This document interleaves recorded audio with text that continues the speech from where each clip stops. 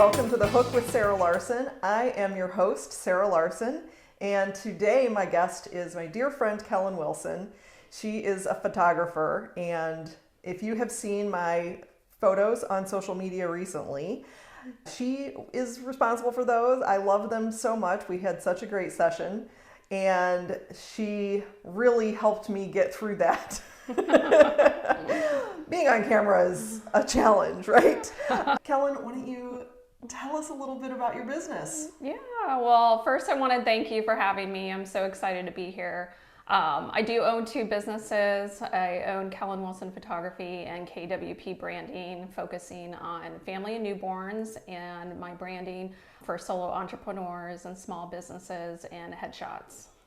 Awesome. And you are so good. You are such a good photographer. I also publish two magazines, and Kellyn shoots my cover families for both of them, and my covers are always beautiful.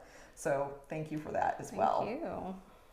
Well, I would love to go back in time. We'll get to how you became a photographer, how you got into that, how you started your business, but let's start with the good old days. The good old days. Yes. Where did you grow up, and what was your family like? Did you have siblings and that kind of thing? Yeah, so I was an Army brat. My dad was in the Army for almost 23 years. So I did move around a lot as a child, but most of my childhood I spent in Maryland. And after I graduated from high school, I attended University of Charleston in West Virginia. I got a bachelor's in radiology and a focus area of mammography. But I do have a sister. I have one older sister. It's been good. Radiology and mammography does involve taking pictures. Yeah, it does. So I was going to say you're not doing anything to do with your degree, but in a little tiny way it's related. Yeah, it does. And actually, it was back in the old days, and we actually were dipping the film and putting it in the different chemicals until, the advances with digital radiology came up. So I got to see the progression in that too, just like film with digital photography. Yeah, I didn't realize that. I mean, it makes sense. I want to age me too much. No, but you can tell I've not really given that side of radiology much of a thought. I actually had a boyfriend in my early 20s who was a radiology tech. So I don't know if they did that, but I mean, that was the early 90s. So I'm yeah, sure. It's hard to imagine that, but my first job, I had to know all of they call it the QA for the chemicals and know how to mix what, so the film would adapt, and then we would hang them up and look at the x-rays that way, and then it advanced and got to see it all on the computer screen. You met your husband before college? Yeah, so we dated. So to back up just a little bit, so my dad went to West Point, my husband went to West Point. So when Derek, my husband, applied for the academy, they were hooked up with a sponsor, and that sponsor was actually a good family friend when my dad was at West Point.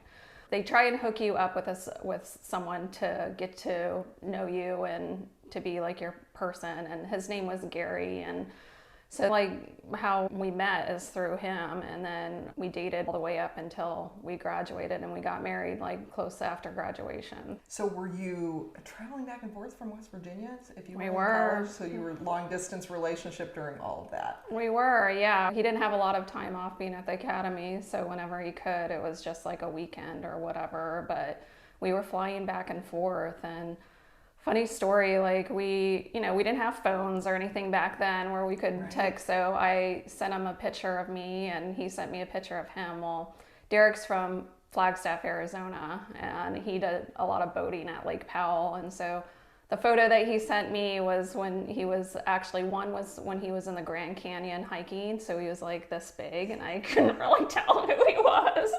And then the other one was like him on water skis and you could just see his shoulder. So he had a really good picture of me, but I could barely see him. The first time that I ever met him, he played football, and so I went to go watch a game while they switched jerseys during that game, and he told me to look for 65, but I was actually watching his friend the whole time. I didn't even realize until the end that that was not him. So it was kind of a funny story that we still look back and laugh on. I remember part of that story is that you had on a specific sweater for I him did. to find you in the crowd. I did. And what was the temperature that day? It was Oh my like gosh, smoking it hot. was like the hottest day. It was like, yeah, it was like 90 degrees in Trenton, New Jersey. And I told him, I was like, well, you can find me because I'll wear a multicolored sweater. And I did not want to take that thing off, but oh my gosh, it was really hot. You have to send me that photo because I've seen it and it's really cute.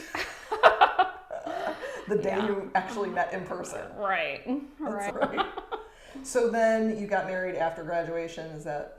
Right. So he graduated June 1st and we got married June 2nd. We knew all of our family and everything was going to be in for his graduation. So Just made sense. it just made sense. And we got married at West Point and then Cadet Chapel, which was the same chapel my parents were married in. So it was brought back a lot of memories for everybody. And then he commissioned as a second lieutenant and we started our military journey from there. So where did you, I assume you had to move immediately to someplace new. What was the first location? So our very first location was Aberdeen, Maryland, and that was just for a quick 6-month schooling period. And so our first assignment was Fort Riley, Kansas. That was a hard assignment because the war in Iraq had just kicked off. So I didn't see him at all. He was gone a year, came back 4 months, and then was gone another year. But that's when my career started to kind of take off, and I got to really see the challenges it is with a military spouse and career. How long were you married before your first child? Trent was born in 2006. Okay, so a couple of years, yeah. When you said your career took off, what did you end up doing after college? Did you go into radiology? Yeah. Immediately? Okay, so yeah. you were working there. So after college, I had to study for the board exam, and then after I passed the boards and we took our first assignment at Kansas, I worked for an orthopedic surgeon's office. It kept me busy. Derek was gone, and there was a lot, of hard times there. We lost a lot of our friends here and there, and I was by myself, didn't know what was going on, and newly married, so that job kept me like mentally focused and stuff. Yeah, so one of my favorite subjects is disruption and how it affects our lives. I am curious about your mental state. I don't know why I'm getting all teary. Yeah, I'm curious about how you got through that on your own as a newlywed. Your husband is gone immediately. You guys really haven't spent a whole lot of time together beforehand. No. I speak for a lot of my military wives' friends. I'm not just saying it was hard on me. I mean, it was a hard time in general. I struggled a lot. I did have some medical complications where I knew it was stress. I was watching the news way too much. Like I said, we lost a lot of our friends, and so and I didn't hear from Derek. All I got was a letter like once every couple of months. It wasn't text messages, and I still have that box of letters upstairs too. I've seen a lot where the military police would pull up to the door and you didn't know who it was. Yeah. It was actually my girlfriend's husband that lived right next door to me passed away, and they parked up to the door, and we lived in a big brick unit, and I was on the right and she was on the left, and they came up and I was washing dishes, and I didn't know which way they were going to go, and I kind of think I blacked out a little bit, but I think that's when all the anxiety and stuff took over my body, and so I started getting dizzy spells and didn't know what was going on, and working a full-time job and stuff, and no one understood what stress really, PTSD and all stress, it was a hard time. The war was all new. No one knew that that's what it was. They just said, there must be something very seriously wrong, with you. So they gave me a lot of prescriptions, and you ask how I got through it, and it was with my Army friends, my girlfriends, checked on me. We held each other up through everything. I thought, okay, great, we're all through this for 1 year, and I don't know how Derek got through it because he actually knew he was going back to Iraq before he came home. So they told him, You have 4 months with a couple of weeks were spent in the field training. But he told me after we embraced and I hadn't seen him in a year that I have 2 more months with you and then I have to go back for another year. And Wow. I didn't think I was going to get through that.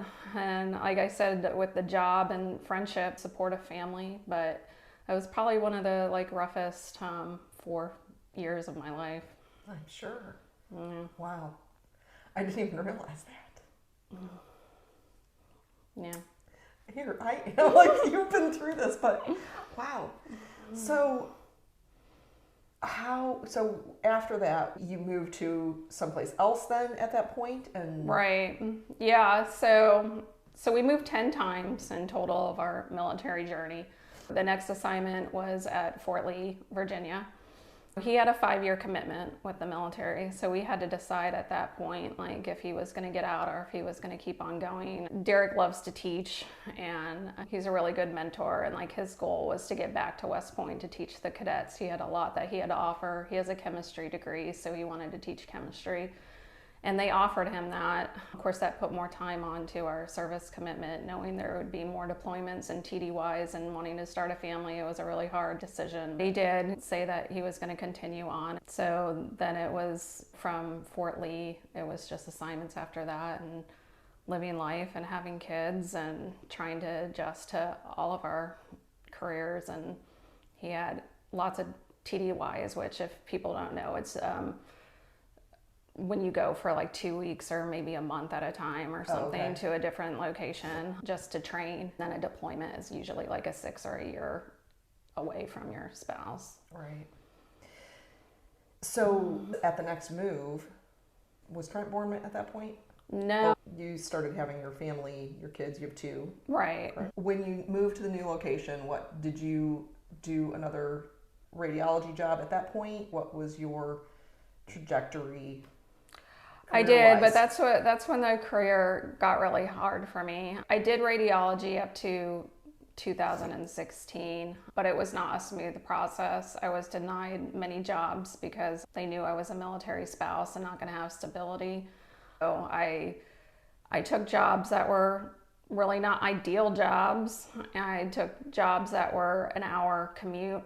I did jobs that I should have been paid more for, but they knew I was probably not going to be there. And so they weren't going to give me like the good starting pay. And a lot of military spouses go through that, and it's really hard. We're all very well educated and we have good corporate jobs that we could have, make a lot of money, but we married into this military lifestyle, and it's like, well, great, I need to support my family, but how am I going to do that? So I'm just going to take whatever I can or start my own business. Right.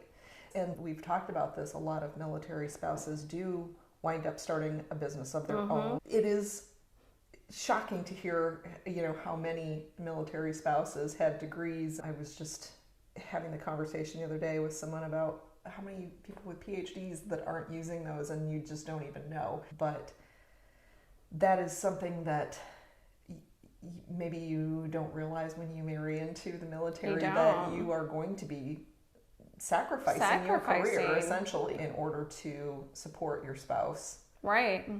Absolutely. And then, having a family and trying to balance the daycare and everything else. Yeah, with only one parent at home. With only one parent at home. And we're not talking just like going on a work trip for a week and then coming back like a whole year, that you're it. And so you have to put your whole life and your career and everything on hold. So you need a career that is flexible as well, because you are the only parent. Many single parents, I'm sure, who maybe aren't military, understand that you are going to have some flexibility with your career, because you're going to have to be able to come home when the kids are sick and get them out of school, or you're the only one that can take them to games and extracurricular things. Right.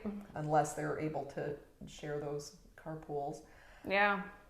I'm curious about the support of other spouses. Obviously, you guys rely on each other because there's an understanding of what you're going through, right? Both from having a deployed spouse to the career challenges, what's that been like for you? My military friends are my family. They're like my second family. So even though Derek is now retired, like I just had a military friend come and visit me the other day. We just all know when I do see them, it's like we never left each other because we've all been through those very hard times and we understand the challenges that each of us have. So we might each have our own story, but really a part of that story is the same. It was a lot of just soul searching and lonely times and doing what you had to do till you figured it out. Did you continue to struggle with the anxiety in that even once, I can't say the war was over because God knows it was really never over, but once that threat seemed less, I don't know, did it ever seem less? No. No. I can tell you it's gotten better, but I think I was on such high stress for a long time that it's almost like brainwashed me. I have trouble with just little things that might not stress somebody out. That's just like, oh my gosh. Well, and it's so interesting because I think back to when we first met and Derek was deployed at that time, and I knew that. But to be honest, I still didn't really understand. I've never really had close friends that were in a relationship where somebody was deployed. So I don't think I really understood that at all, what you were going through while he was gone. And we were new friends at that point. So, right. You know, it's not like I had all the deep, dark details of what was going on in your head. Yeah. But it's interesting to hear you talk about it now. And I think, God, oof, I was really oblivious to, you know, what you were going through at that point. So it's good that we can share that with others who may have no experience with it, you know, much like me. I'm very thankful. My husband was not military, but he was contracted by the Department of State and had points that he was away, but that all took place before we started dating. So even though I knew him during the late years of that, it never really affected me. Right. And I didn't know what that was like. Yeah. So I've been fortunate that since we've been together, that career had ended. Yeah. It's kind of ironic because, like I said, he started his career with the kickoff of Iraq, but then he ended his career with the drawdown of Afghanistan. He got to see like both ends of it, and I got to experience both sides of it. He just retired this year. He did. Or actually, no, I'm sorry. We're in 2023. So he just retired last year. in 2022. Right. Are you relieved that that is over? I am. Yeah. It was sad. It was a really hard decision for us. It's all I ever known with my dad being in the military and moving as a kid. So this is, it was all very new and fresh, but we love it here in Williamsburg. Met some awesome people. And my kids are happy, and that's all we want. We just, you know, we just want happiness and health and no stress. And so I'm like hoping that will like subside a little bit now. And as you know, we never, like there's never a time there's in never our lives a when time, there's no stress, no right? stress. There's always something's going to come up. We always have some type of disruption. Now he is transitioning, and we'll get back to what you're doing, but he's transitioning from being a military member to being a veteran and working as a civilian. What has that transition been like for him? I mean, that's a disruption of sorts. So what's that been like? It was a lot because, you know, we didn't know how long he was going to be without a job. We were very fortunate. He was able to take on a job at the FAA. He does data analysis, but as a military member, when they say drop your packet and tell them that you're getting out, you have to go through a lot of courses and do a lot of things. I could sense like the whole time he was very anxious. Has to have something to support his family. And so lots of soul searching and applications and classes, and the medical part when you retire from the military is huge. And so he had to have a lot of medical appointments and lots of documentation and lots of waiting, just sitting and waiting, which is what we laugh about in the military because you're just sitting and waiting, you know, for the next cycle of where you're going to go, what you're going to do, which I think that was kind of hard on me with him getting out, because I'm programmed now that every 3 years is a new thing. So we are coming up on 3 years that we've been here. And so it's hard for me to think, oh my gosh, I don't have to pack boxes. I don't need to figure out where we're going. I do love that part of it. I loved the moving and the different like places that we went and adventures and memories and photos that we took, but the stress of knowing where we were going next and having to figure out everything from medical to house and everything. Yes. Obviously, as we said, no relief entirely from stress, but that is a little bit. But how are you feeling about the future, looking forward to the future and not seeing a move on the horizon anytime soon? No, like, I'm happy. This is the spot. It feels good to have that knowledge. It does. It's kind of like fills up a piece of me that was always kind of missing. And I want that for my kids. They've never had a house that they could call home. It was just kind of, I made every house in the military, I made it home. We never tried to just live out of boxes or whatever. Right. It was their home, but they knew it was just temporary. And so they know that this is where they're going to grow up and maybe have their kid. Is exciting. That is. So going back, at what point did you venture into the photography career? Photography's always been a hobby of mine. My dad gave me my first Polaroid when I was 5 years old, and we lived in Germany as a kid, and so that's when I really started to like photography and cameras. And it was when you would take a picture, well, they still have them now, and fan them around and you can see it. And I just thought that was so cool that the picture wasn't there, and then all of a sudden it was magic and it was there. So it was always kind of a hobby, but like I said, with the moving every 3 years and not being able to have a radiology career that I could blossom and grow, it was 2016, and I tried again to get a radiology job and was denied again. So Derek was the one. He's like, look, you've been wanting to take this hobby into a business. We've been talking about it for a while, and I've been taking pictures of families and my friends' kids. It's like, why don't you just do it? And just the thought of like owning my own business was scary. Like there was a lot, and it was, do I go back to school and what do I have to learn? But talk about piece of me missing, that was always something in me that I loved to do, that I wanted to have come out eventually. I just didn't know when. And so I took the jump, and Kellyn Wilson Photography was born in 2016, and it's been a good ride ever since. And when did you get into the branding side of things then? The branding side was that was like our 8th move, I guess.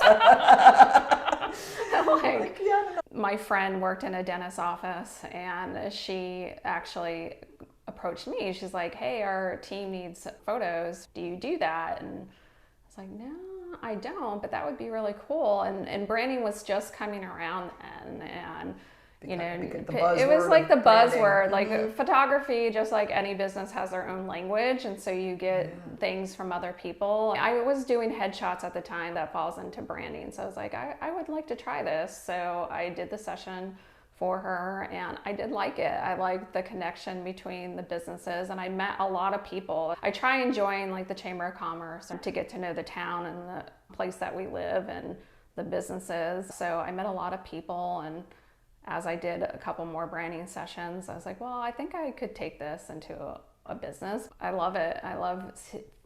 It's a story about their business, just like a lifestyle is. It's saying what they do and how they work and kind of like how they got their business started. And I'm capturing all of that so that they can show it to their clients and get to know them from that point of view. I've seen your family photography, obviously the families that we shoot for the covers of the magazines, that lifestyle and family photography, but then I've also worked with you as my own branding photographer. And I have to admit, I was really surprised and impressed with the process that you provide for your families and for your branding clients. where you are not just booking a session and then going to take photos. You are consulting to talk about where you're going to do it and what types of photos they're looking for. What are you looking to get out of the session when it comes to the lifestyle side of things? And then you talk about clothing and you offer styling tips and that sort of thing. As far as the branding side of it, my experience was that you had this big questionnaire that I was at first found very daunting. And then I realized that it's a lot of the same types of questions that I ask of my clients when they're applying for coaching. These are the things that I want to know. Who is your ideal client and what's the vibe of your business? What do you offer and what is the message that you're trying to get out? And I was so impressed with all of that experience. And then when I got to the session, you had your list of shots. I had provided you my access to my Pinterest folder with all of the shots that I had felt would represent me and my company. And you had the list of, okay, these are the ones that we're going to do. And you had the visuals, and the whole process was so amazing. Oh, thank you. I really just, yes, I want you to know that I really thought that was very cool. And I have not done a branding photo session before, so I didn't know what to expect, but having worked with another photographer for my publication, I knew that that was not the experience that they provided. And so I was really pleased when we started talking about what your process was, and this is how I do this, and then we have a consultation, and that you were treating these families as if they are your client. Yeah. And I really appreciate that, first of all. And secondly, I love that that's the process that you're putting your clients through. So, yeah. Sorry to take away, like you're describing it, but I wanted you to know, like from the outside, what that feels like. No, and I am glad that you acknowledge that, because it is a process. Yeah. And I want it to be intimate. Like, I want them to feel this isn't just a one and done. We might be friends. We might keep doing family pictures or branding pictures every year. And so, yeah, there is a process to it. You have to fill out a questionnaire. I want to get to know you. I want to get to know your family. I want to get to know your business. I want to know what makes you tick, what makes you, not tick, Yes. like all of that stuff, because it's part of your story. I try not to be as stagnant. Like, I want the movement. I want the feeling. I want the connection. Unless I have something in front of me, the questionnaire and whatever, I'm not going to get that. Well, I talked about this in another podcast episode, but our branding session, one of the things that I also appreciated about you, like you said, you're not looking for a stagnant photo, and you're looking for that energy and movement in your photography. And I had a bit of a meltdown that morning once my makeup was done and I was dressed.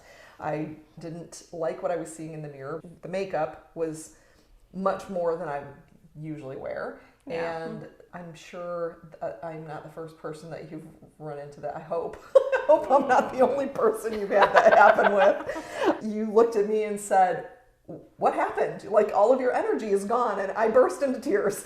So I had to touch up the makeup, and but it really was such a blessing that it was you. And I hope that everybody who you work with gets a chance to feel that caring, because it was even thinking about it's like, oh God, it was a really stressful moment, but you made it okay, and you made it better, and we got through it, and I got these beautiful photos out of it. So thank you so much. Oh, thank you.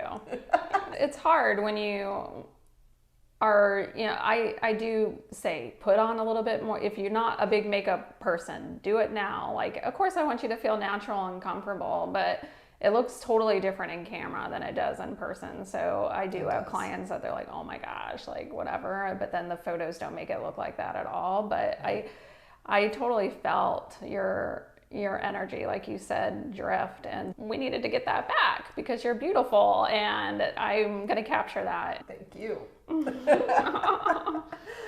So what is on the horizon for Kellyn Wilson? Photography, mother? Oh, that's a good Photographer, mother? question. I would like to launch. I did teach an in-person camera class. COVID kind of shut that down, so I want to bring that back to moms. I want to get to know their cameras and the basic features of the camera and stuff like that. So it's called Let's Make It Click, and I want to take that in person and online. And then maybe do a iPhone photography class. That's definitely one that I'm interested in. Yeah. It's technology, everything's changing. Right, So it changes, and I don't think I ever learned how to use mine, to begin with properly. Yeah. I just snap pictures, and whatever they look like is what. Listen, if you're seeing my social media photos that are not my professional photos, you can tell that I am not caring what I'm not looking at the frame and figuring out what it looks like. So, yeah, I think that lots of people would be interested in that. Yeah. People like me, at least.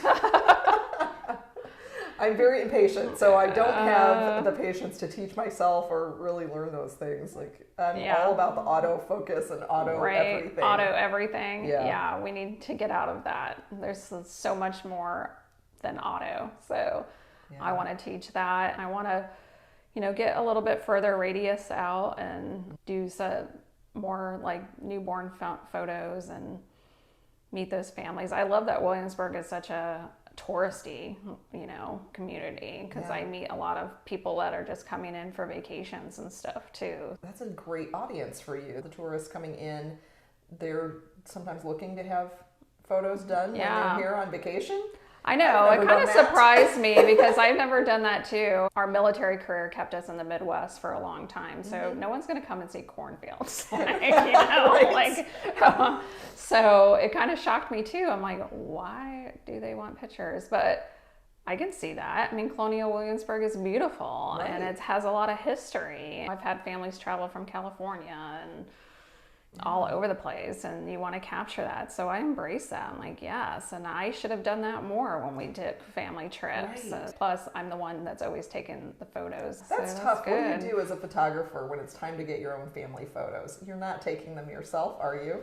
Sometimes I am.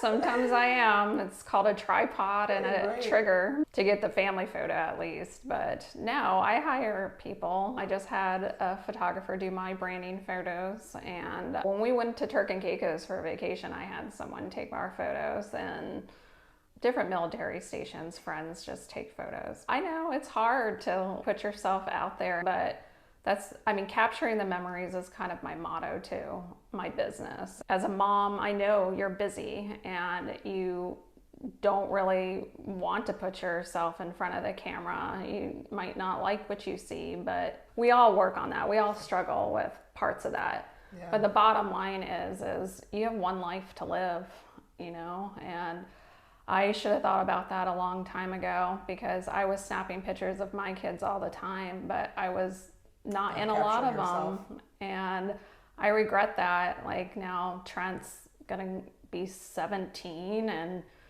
Ashlyn's 13, and we're looking at colleges and all of that stuff. So do it now.